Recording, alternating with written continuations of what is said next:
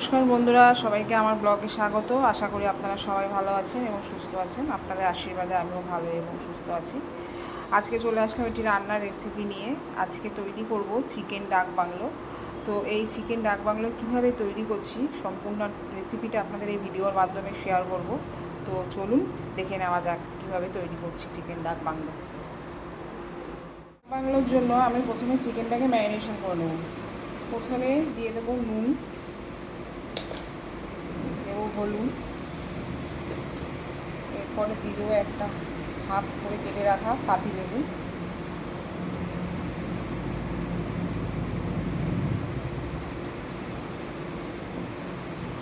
এরপরে দিয়ে দেবো আদা রসুন পেস্ট, আর এখানে ভেজে রাখা মশলা আছে।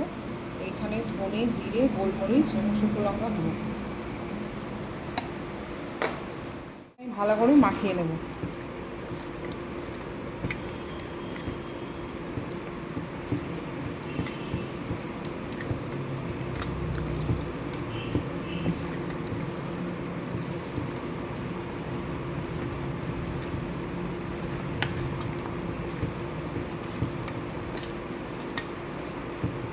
ভালো করে এটা আমার মাখানো হয়ে গেছে। এটা আধা ঘন্টা থেকে 45 মিনিট আমি এটা ম্যারিনেশনের জন্য রেখে দেবো। কড়াইতে তেল দিয়ে দিয়েছি, ঠিক আছে। এবার আগে থেকে সেদ্ধ করে রাখা ডিমগুলো এবার ভেজে নেব।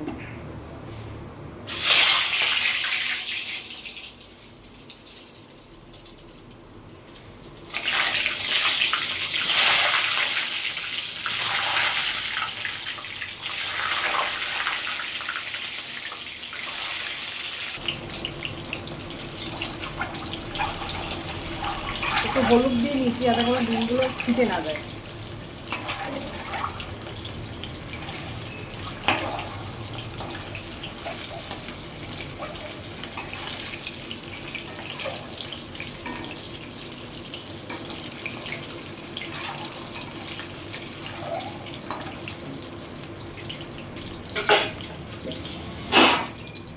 ডিমগুলো ভাজা হয়ে গেছে, এবার আমি এক করে তুলে নেব। ভেজে রাখা ডিমগুলো তুলে নিয়েছি। এরপর এই তেলে আলুগুলোকে ভালো করে ডুমো ডুমো করে কেটে রাখা আলুগুলোকে ভেজে নেব।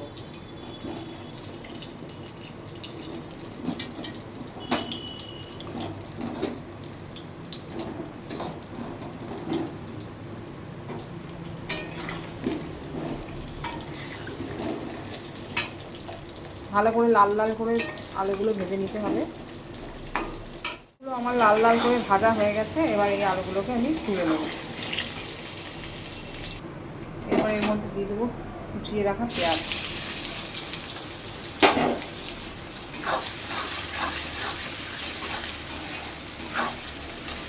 পেঁয়াজটা ভালো করে ভেজে নিতে হবে। পেঁয়াজটা আমার ভালো করে ভাজা হয়ে গেছে।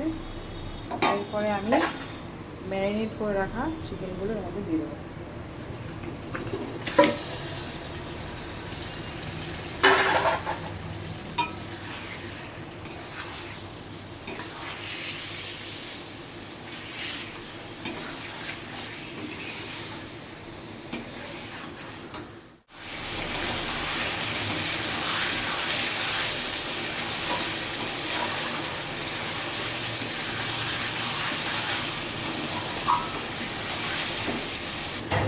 চিকেনটা আমার 50%-এর মতো কষানো হয়ে গেছে।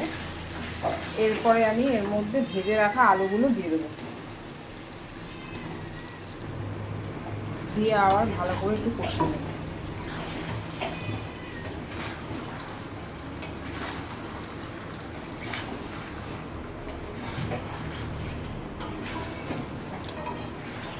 আলু দিয়ে চিকেনটা আমার অনেকটাই কষানো হয়ে গেছে। এরপরে গুঁড়ো মশলা দিয়ে দেবো ধনের গুঁড়ো, দিয়ে দেবো জিরের গুঁড়ো, দেবো সামান্য লঙ্কার গুঁড়ো আর কাঁচা লঙ্কা কুচি।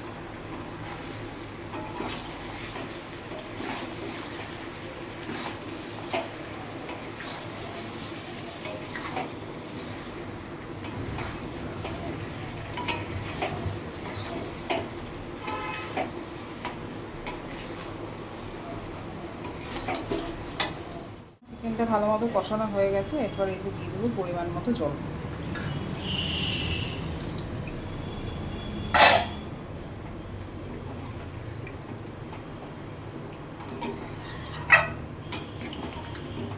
দিয়েছে, এরপরে ভেজে রাখা ডিমগুলো এর মধ্যে দিয়ে দেবো।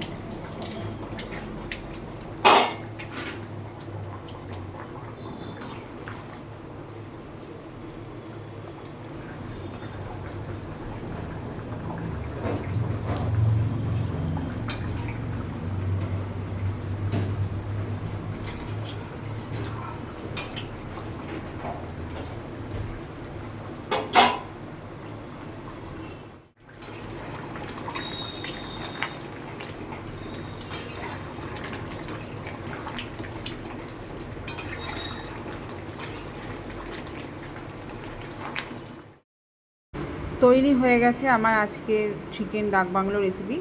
তো আজকে এই রেসিপিটা আপনাদের কেমন লাগলো অতি অবশ্যই কমেন্ট করে জানানোর অনুরোধ রইল। ভালো লাগলে একটি লাইক করবেন, শেয়ার করবেন।